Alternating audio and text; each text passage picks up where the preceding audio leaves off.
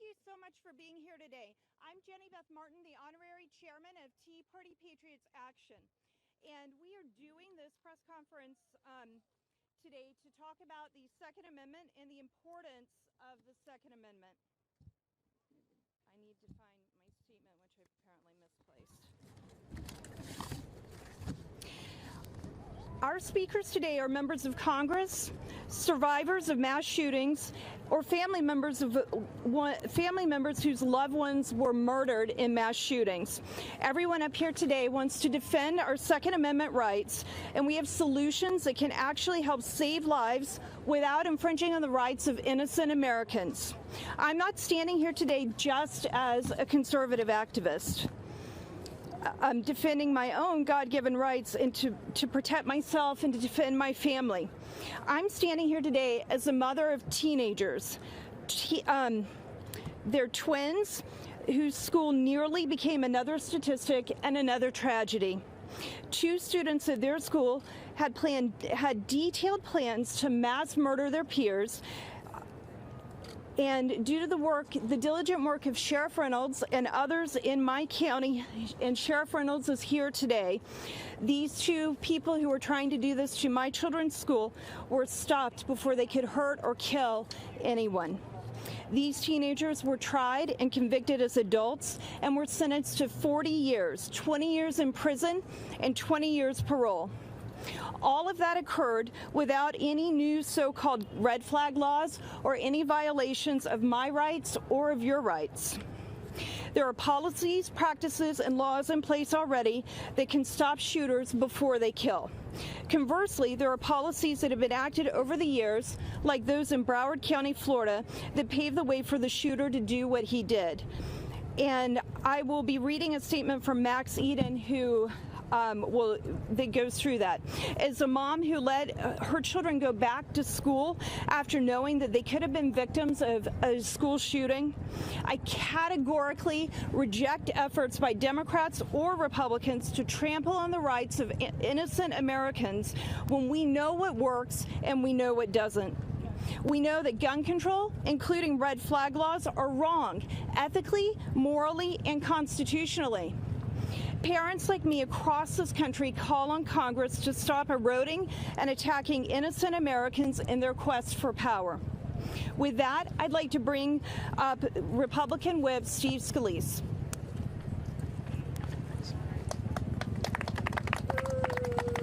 Thank you, Jenny Beth.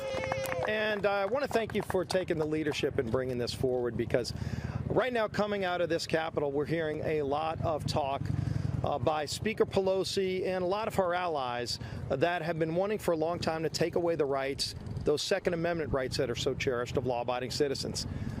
These rights did not come easily, and anytime you hear somebody talking about taking away our Second Amendment rights, people need to listen up and pay close attention. When you look at what's going on right now, it seems like, unfortunately, every time there's a mass shooting, I can tell you firsthand, the first thing we all ought to do is pray. Pray for the victims, and there's still people around this building that want to push prayer further out of that conversation. But unfortunately, the first time we hear about a tragedy, before we even know the facts, there are people right here on Capitol Hill that are rushing to find a microphone, not to pray for the victims, but to promote their own gun control agenda, in most cases for bills that would have done absolutely nothing to affect the shooting. And so, as we're having this conversation here again on Capitol Hill, let's take a look at some of the things that Speaker Pelosi has been promoting, because again, we ought to take her at our word. When she says she wants these bills to be signed into law, look at the bill that she moved out of the House, that I voted against and so many of my colleagues voted against, because they would infringe on the rights of law-abiding citizens. They wouldn't have stopped the Charleston shooting. They wouldn't have stopped Sutherland Springs. They wouldn't have stopped even Parkland. What they would do is put you in jail for up to a year if you loan your gun to a friend. Make it to where somebody might have to wait up to 20 days to buy a gun to defend themselves against an ex-spouse who might be threatening to come and abuse them. There are people who use guns legally every single day to protect themselves from criminals, and we ought to fight to protect the rights of those law-abiding citizens to continue to defend themselves as the Second Amendment of the Constitution allows. These are not rights that Congress gave. These are enshrined in our Constitution. Our founding fathers talked about the rights of law-abiding citizens to defend themselves. And I think that ought to be at the forefront of this conversation every step of the way through. Because when you look at some of the threats that are coming out, it's very concerning to think that Speaker Pelosi, and then you watched on the stage at the Democrat debate, when you had a major candidate for president of the United States brag about how he wanted to take and come and grab your guns. People are watching this. People are concerned about where the radical left wants to go. Because I would imagine if you asked Democrats here in Washington, if you asked them what they think about the Heller case, just think about this. Right across the street at that building at the Supreme Court, just a few years ago, they answered the question of whether or not the Second Amendment means that you as a citizen should be able to have a gun to protect yourself, or should that right only apply to the military? And it was only a 5-4 decision by one vote. So I would ask every Democrat that talks about where they want to go with the Second Amendment, do they think that the Heller case was resolved correctly or incorrectly by the Supreme Court? I think the Supreme Court got it right. I'm just concerned that it was a 5-4 decision, not a 9-0 decision, making it clear that those Second Amendment rights apply to all Americans, not just the United States military. So as you're hearing people state their intentions, again, Speaker Pelosi has said that she's already laying down a marker with President Trump. She's saying it's not enough to go anywhere short of the bill that she moved out of the House. And again, that bill would make it a criminal offense up to a year in jail if you loan your gun to a friend. That's where Speaker Pelosi wants to go. It's real important that we fight to protect the Second Amendment rights for law-abiding citizens. Let's go make sure, like what we did with the Fix Nix bill last Congress, where we saw problems with criminals who shouldn't have been able to buy guns, getting guns because the system wasn't working properly for law-abiding citizens. Let's go focus on fixing those problems and not taking away the rights of law-abiding citizens. So again, Jenny Beth, thank you for your leadership. And are you introducing my good friend, or am I? You can go ahead. Another champion in this fight, somebody who I came into Congress in the same class with back in the 2006 to 2008 Congress, is a champion for all of our constitutional rights, but especially our Second Amendment rights. My friend from Ohio, Congressman Jim Jordan. Well done. Well done. Thank you, Steve. Well said. Jenny Beth, thank you. We should be focused on enforcing the law. We should be focused on people who use a gun in a crime, prosecuting them to the fullest extent of the law. Instead, last week, just 1 week ago, in the House Judiciary Committee, the committee most responsible for protecting your fundamental liberties, your constitutional rights, in the House Judiciary Committee, they inverted the standard. The standard we all know about that makes America this great special place that we are, where you are innocent until presumed guilty. They inverted the standard, and they passed legislation which said, no, you are now guilty until you can prove your innocence.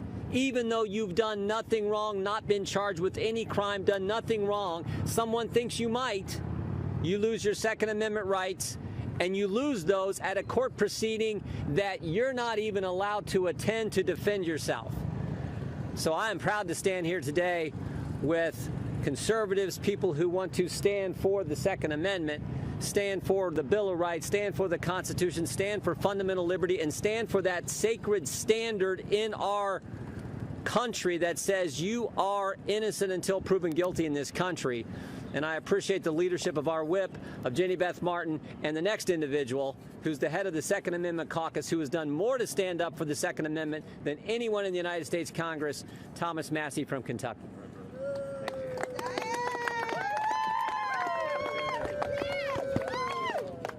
There have been a lot of proposals here in this Capitol recently. I think we need a waiting period. We need a waiting period for legislators to cool down, because they are introducing legislation that would not solve the problem. They would make the problem worse. What I have here in my hand is a 2010 report. This is the last year there was any study of any kind by the DOJ on whether anybody actually got prosecuted for trying to buy a gun and failing the NICS background check system. Now, why did they stop producing this report? I asked Inspector General Horowitz that today. He's going to look into it. What does this report show about background checks, which are supposedly the panacea? If we just had more of them, we could solve all these problems. Wrong. There have already been 2 bills. There was the NICS Improvement Amendments Act, and then there was the Fix NICS Act, and now they're trying to do universal background checks. This report, and I'll tell you why they don't publish it anymore, is because what's in it. This report shows there were 72,000 denials. How many people were prosecuted? 30. 30 prosecutions out of 72,000 denials and 13 convictions. What does that tell you? It tells you one of 2 things. Either the people in this Capitol are not serious about prosecuting law offenders, or, which is what we all actually know, those 72,000 denials, a vast majority of them were false denials where law-abiding citizens were denied their constitutional right to keep and bear arms. Why in the world would we expand something that doesn't work? That's the question I have for my colleagues here in Congress, and I yield back to Jenny Beth. Thank you very much, Congressman Massey. And next we're going to Congressman Andy Biggs, who has just been elected to the House Freedom Caucus as the chairman. Yeah, thank you. It's really an honor to be with you today and talk about one of our God-given rights. The founders of this country established and recognized, they didn't establish, but they recognized the Second Amendment in the Bill of Rights. And what they said basically is you have a right to defend yourself against wrongdoers and also against a tyrannical government. That's what the Second Amendment was about. And when we talk about following the law, I think of a case that just came out of Minnesota not too long ago. A young man killed someone with a gun, put a gun against their head and killed him. You know what he was sentenced to? 10 months. 10 months. Who knows how long he'll serve? You have to enforce the law. You have to provide the deterrent. When Thomas Massey talks about background checks, he's exactly right. They're not working, and the reason they're not working is because you put garbage in, you get garbage out. Absolutely. And what you have going on is you have 72,000 people denied, but there's only enough evidence to prosecute 13, which tells you have a whole lot of false positives, which is also why we're not even looking at it anymore. So Thomas is exactly right on that point. And I'll just finish with this thought. You know what drives the evil and the mass killings that we see from time to time in this country? It isn't the instrumentality. It is evil in the hearts of somebody. And that evil is allowed to corrupt and corrode because we are attacking persistently the institutions which are designed and recognized by the founders and by the framers, and until 60, 70 years ago, were respected throughout this country. I'm talking religious institutions, I'm talking familial institutions, I'm talking the family and churches. If you want to see a renaissance of a period of time where you're not going to see mass shootings, you're not going to see the alienation that comes and that seems to be the cause of some of these evil acts, you have to acknowledge that the institutions in this country need to be reformed as much as anything else. The Second Amendment deserves to be protected. I deserve to have my rights. Everyone here deserves to have their right to carry and bear an arm. And with that, I'm going to stand with my colleagues who are here today, and there are many more in this body that are going to stand and fight for the Second Amendment. Thank you. Thank you very much, Congressman Biggs. And next we are going to Congressman Barry Loudermilk. Thank you, Jenny Beth. I'm standing here today because of one person, Steve Scalise. If Steve Scalise had not shown up for our last baseball practice with his 2 armed law enforcement officers, I would not be standing here talking to you today. In a sense, Steve took a bullet for me and all the others that were on the baseball field on June the 12th, 2017. Now, Steve was at second base. I was at home plate when the shooting started. I was able to make myself to get outside of the field, where I found one other of our staff members had been shot in the back and a bullet came out his chest. I spent the rest of the 8 minutes of that shooting trying to get to him to help save his life. But as I was pinned down behind that SUV, I never once thought, wait till I get to Capitol Hill, I'm going to pass a law. You know why? Because the gentleman, let me rephrase that, the radicalized, crazed madman who was shooting that gun was already violating dozens of state and federal laws. There is not a single law that we would have passed that would have made a difference to him. He was there to commit the ultimate of crimes in this nation, which is murder. Another felony or another misdemeanor would have made no difference because the problem was the shooter. A couple of months after that, someone tried to assassinate me and my wife as we were driving up a highway in Georgia. Again, I never once thought, wait till I go back to Washington, I'm going to pass a law. When I was pinned down on the baseball field, the thought that kept coming through my mind is, where are the good guys with the guns? If this would have happened in Georgia, it would have not lasted that long because I would have had access to a weapon. My chief of staff would have had an access to a weapon. And I can promise you that shooter would not have gotten off the number of rounds that he got off.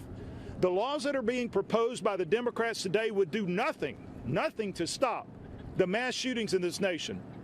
And that's coming from someone who's experienced that on multiple occasions. We need to get to the source of the problem, which is the radicalized individuals that seek to do violence against law-abiding citizens instead of restricting their ability to have access to defend themselves. Thank you. Thank you very much, Congressman. And now we're going to Congressman Chip Roy. Thanks, Jenny Beth. Thanks for gathering this group together. I'm glad to be here with everybody up here, particularly my fellow Texan. As a Texan, obviously, we've been dismayed by the tragedies of late in Odessa and El Paso.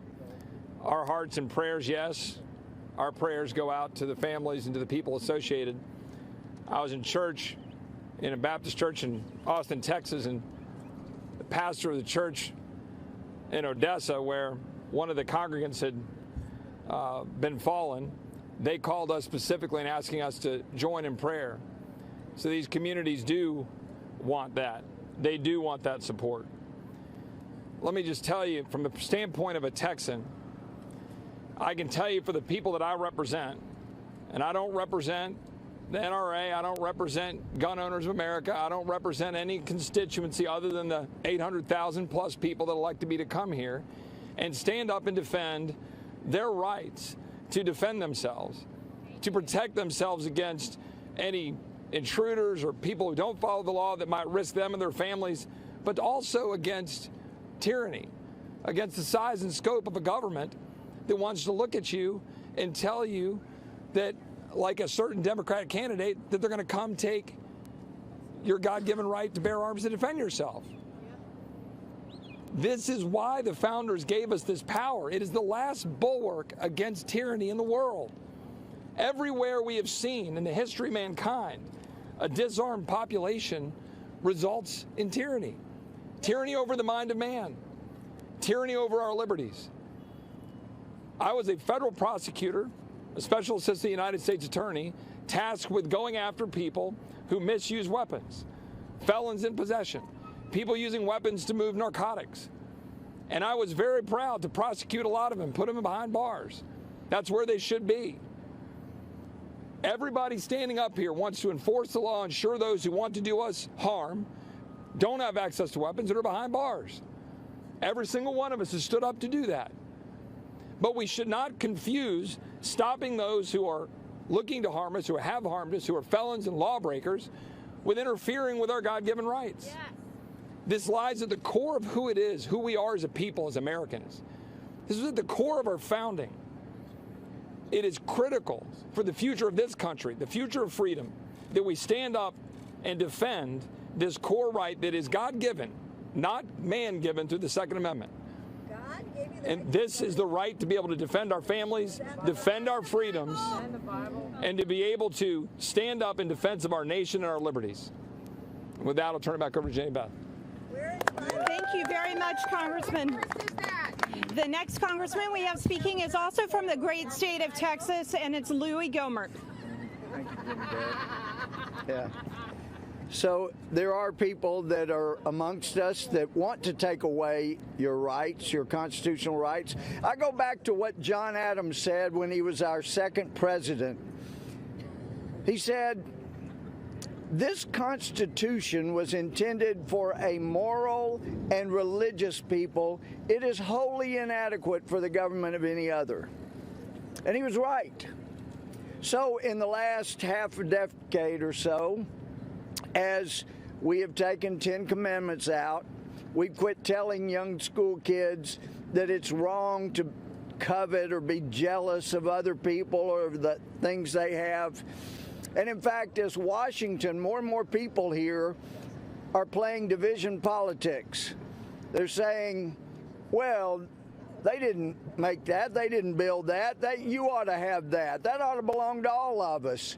And they have played division politics. They've made people jealous, not understanding that one of the basic tenets of mankind, if you want peace, is not to be jealous, not to demand what somebody else has.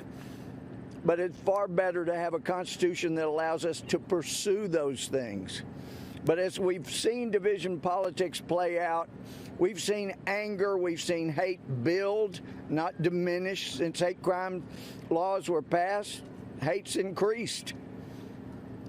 But I'm telling you, if we don't get back to teaching what is moral instead of moral relativism, we're going to have to do away with the right to assemble, because things we say will make people mad and they may want to shoot somebody.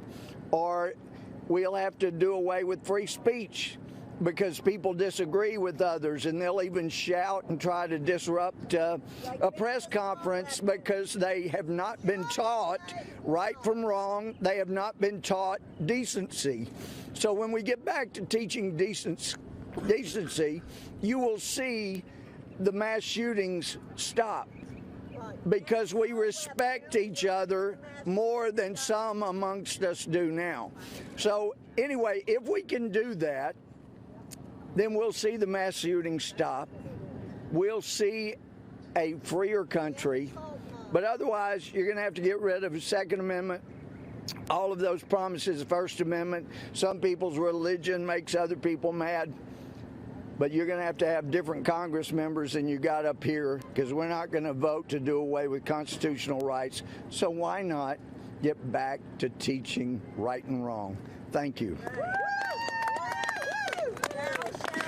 Thank you so much. And we have one more congressman. You will be afraid. Excuse me? We have one more congressman. It is Congressman Ralph Norman from South Carolina. Thank you so much. I'm honored to be here to stand with these patriots behind me who will protect our God-given rights, who will protect the Second Amendment. And I will say two things. Steve Scalise, who was here earlier, is a victim. If anybody knows about the horrors of a shooting that he endured, it's him. He would want common sense legislation. That's why he is against these red flag laws. He's against those politicians that put their finger in the air and say, let's just confiscate every gun. And it's hearing words from him that make such a difference. And you know who the second group of people who have been left out in this whole discussion? This police officer right here. Police officers from Georgia who all over this country, they face the end of a barrel every day they go to work. They have been left out of the discussion on what they could do. And I will say this, there were 30,000 deaths last year from gun shootings. Guess what? 65% were from suicides. Guess what? The four cities with the worst murder rates, most horrible murder rates, are those with the strictest gun controls. Guns don't kill people, people do. It's a mental issue. It's up to us with coming up with common sense legislation, but I will tell you, it's not the red flag laws. And I will tell you, as Winston Churchill said, there'll be a time when doing your best isn't good enough. We must do what's required. Do what's required to protect the Second Amendment. you, Congressman. The next speaker is not here. He was involved in a car accident. He'll be here later this afternoon, and he'll be available if you want to talk to him, you who are members of the press, and you may want to. He is a Republican leader in the Colorado legislature. He is Patrick Neville. He's a Columbine shooter. He is a Columbine survivor. And I have his statement printed. I could read it, but I don't think that I can do it justice because it's in his own words. So please take a look at the statement that we have printed and available for you. One thing that is important to note is that he's a Columbine survivor. He was there the day 2 students came into his school and killed his friends and his classmates. He understands the anger and hurt of tragic shootings. It was a day that will stay with him for the rest of his life. No child should have to endure that. A national red flag law wouldn't have stopped the tragedy at his high school. If we pass a national red flag law, it will not stop mass shootings. It will cause a tragedy. It will take away the rights of law-abiding gun owners. It will take away their due process rights.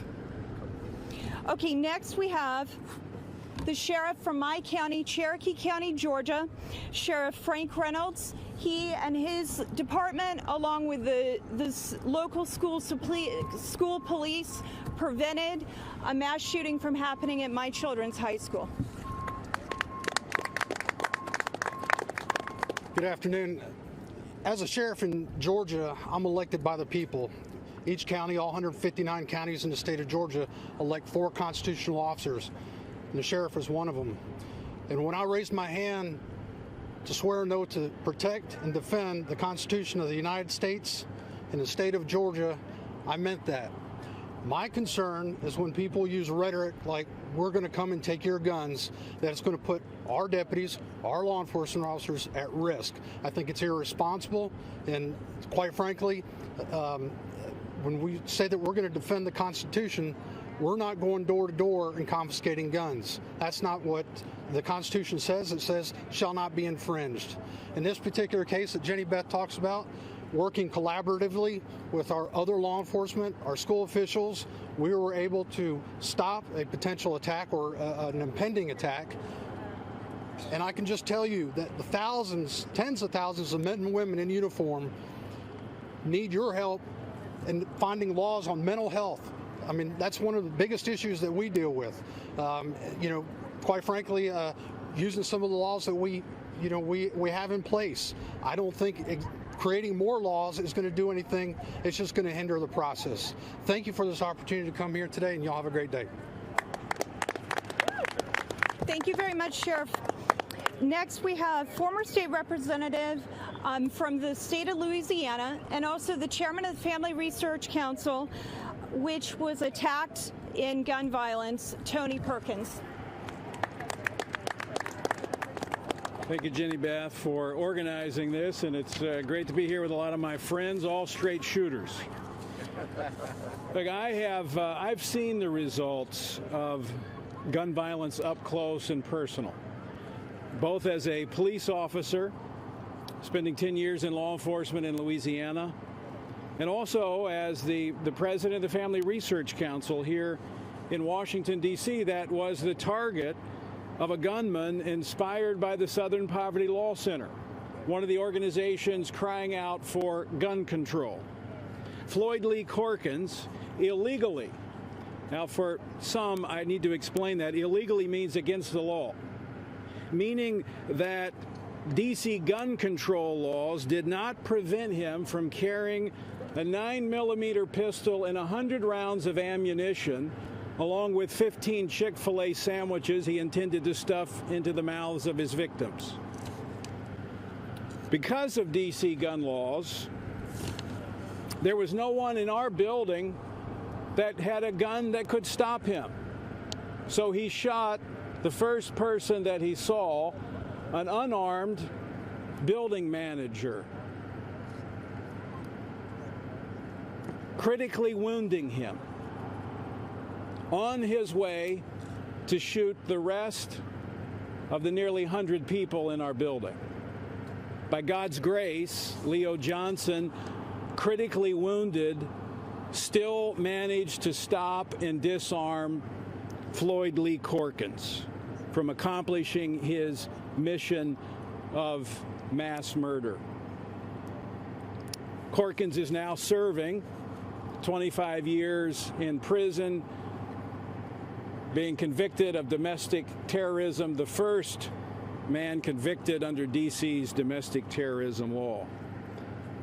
Now, some of the strictest gun control laws in the nation, right here in Washington, D.C., did not prevent a criminal from perpetrating a crime that could have been much, much worse.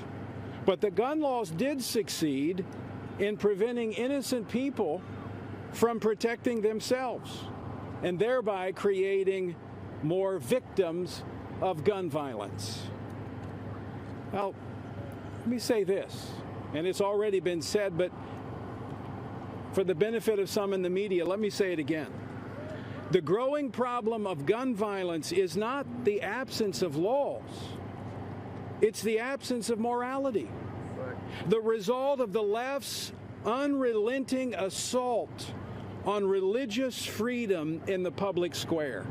It is the result of the very ones who are crying for gun control on their half-century march through the institutions of America, driving God from the public square and denying our children the freedom of religion. They've gone after the First Amendment. Now they want the Second Amendment, and I say no way. Now, I've said it before, and I'll say it again. I will sit down with those on the other side of this issue and have a discussion about if there are laws that might need to be changed or added to address gun violence, but only if they are willing to look beyond the instruments of violence. You see, we must go beyond the symptoms to the source. Why is there such a disregard for our fellow human beings that gunmen can go into a shopping center and kill children and not think twice about it? I know the answer to that question, and I think the other side knows it just as well, and that's why they won't sit down and have a discussion. Thank you very much, Tony. Next we have Alec Scarlatos. Alec was a specialist in the Oregon Army National Guard and was deployed to Afghanistan in 2014 to 2015. On August 21st, 2015, while vacationing in Europe with his friends, Alec was instrumental in stopping a mass shooting by a terrorist on a Paris-bound train. Shortly after returning home from deployment, he was awarded the French Legion d'Honneur, I probably totally mispronounced that, the Belgian Civic Service Medal, the Army Soldier's Medal, and the Oregon Distinguished Service Medal. Alec. Well, thank you all for coming out. I appreciate it. My life experiences have taught me the importance of the Second Amendment. Police cannot be everywhere, and gun-free zones never achieve their intended goal of stopping violence. It's a lesson we have learned many times over, but politicians in D.C. can't seem to wrap their heads around the idea that for once, giving people their rights back instead of taking them away might be the solution. In August 2015, my friends and I stopped a terrorist on a train to Paris, and even though we were in an area that doesn't have a Second Amendment and is much more hostile to civilian gun ownership, the terrorist was able to get a fully automatic AK-47 and a handgun. Not even 2 months later, there was a shooting at my former community college where, while it wasn't illegal, no one carried a gun because the school had a policy against it, and as a result, 9 people were killed. Only a week after that, Spencer, one of my friends from the terrorist attack, went out to the bars in downtown Sacramento with a group of friends. He had turned down an offer to take my younger brother's Glock with him because it was illegal to conceal carry in California. That night, he was nearly stabbed to death by a gang of 5 people. Violence is violence, and guns aren't the problem. The only people that obey the law are law-abiding citizens. So if you're planning mass murder, gun control laws obviously won't stop you. That is one of the many reasons why I'm running for office in 2020 in Oregon, because gun control fails and gun control policies only hurt law-abiding citizens. Thank you.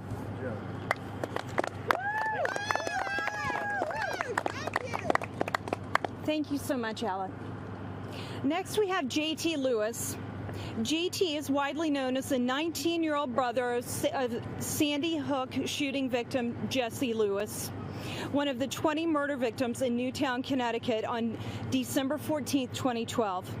He became an advocate for stronger school security measures, including arming personnel.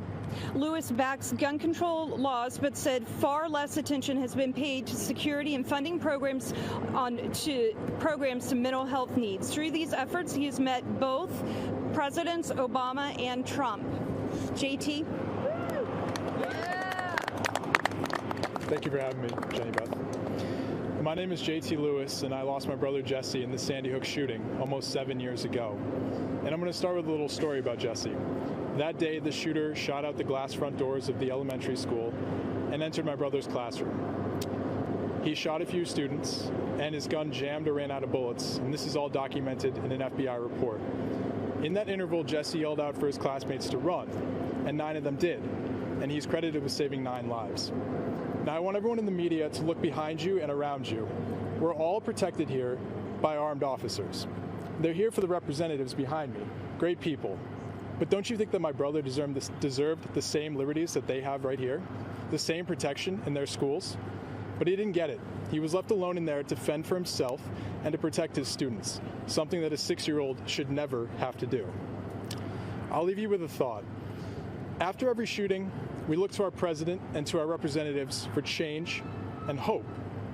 We've looked to them from President Clinton to President Bush, to President Obama to President Trump, hoping that they will enact change. The thought I want to leave you with is perhaps we're looking at the wrong person for change. Perhaps we're looking at the wrong group for change. Maybe we need to look at ourselves. And that's why I'm running for state senate in Connecticut, where I hope that with the platform that Connecticut has after experiencing a shooting like that, we can change the country, enact bipartisan solutions to these shootings, not things that we've seen from Republicans and Democrats. I want bipartisan solutions, things that can be accomplished. And there's things out there. We need guards in schools, and that's something that I'm fighting for in Connecticut. And so thank you all for listening to me. Thank you for having me. Thank you so much, JT. The last speaker is not able to be here. Again, I have a written statement from him. I'll just let you know who it is. He is available for interviews by phone, and his co-author is as well. Max Eden was going to be our last speaker. He's an education policy expert at the New York City-based think tank. He's a co-author of the book Why Meadow Died: The People and Policies That Created the Parkland Shooter and Endanger America's Students. Both Max and his co-author, Andrew Pollack, whose daughter Meadow died in Parkland, are available if you want to interview with them. Max's statement is this: I've never lost a loved one in a shooting, but Max spent the past year and a half working with Andrew Pollack, who lost his daughter Meadow in the Parkland shooting. While some students rushed to blame the gun, Andrew wanted to know what went wrong so that we can take meaningful, concrete steps to fix it. The Parkland shooting was one of the most avoidable mass murders in American history. But politically correct education policies that were pioneered in Broward and spread across America by the Obama administration made the unimaginable inevitable. Parents need to understand the policies that caused Parkland have come to their children's schools as well. And with that, we'll open it for questions. If there are there any questions?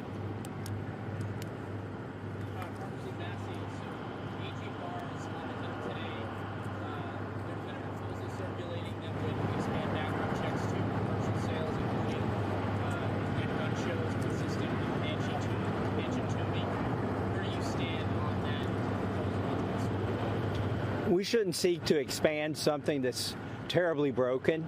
As I said in my earlier statements, the last time they published the statistics for the NICS background check system, it showed that it's terribly broken. There were only 30 people prosecuted out of 72,000 denials. Only 13 convictions resulted from that. So some people say, oh, what's the harm? What if we just stop one shooting? Show me the shooting it would stop. You can't find that shooting.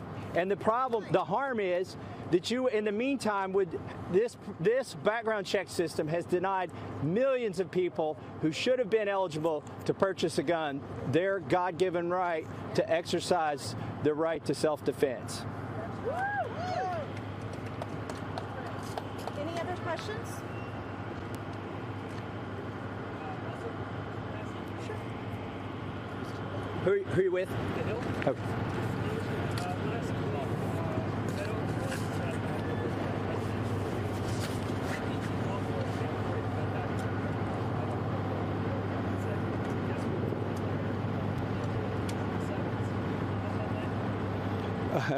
Well, let's give him points for honesty. That is what nearly every person in there that's for what they call common sense gun control would prefer. They would prefer to take every single gun back. That is a recipe for destroying this country, is what that is. But at least he's being honest. Because some people say, oh, nobody wants to take your guns, or nobody wants to take your hunting rifle. When they exercise an unconstitutional red flag order at your house, do you think they're going to say, give us everything but the hunting rifle? Hell no. They're going to say, give us everything, including the BB gun. They're going to take everything from you. And this is, Beto's proposition is the first step in a full confiscation. That's the other problem with the background check system, is basically you're creating a de facto registry, which is a necessary precursor to Beto's plan of confiscation.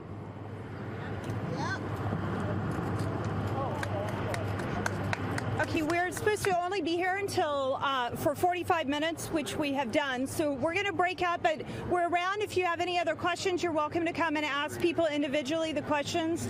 Thank you so much for being here today. Thank you.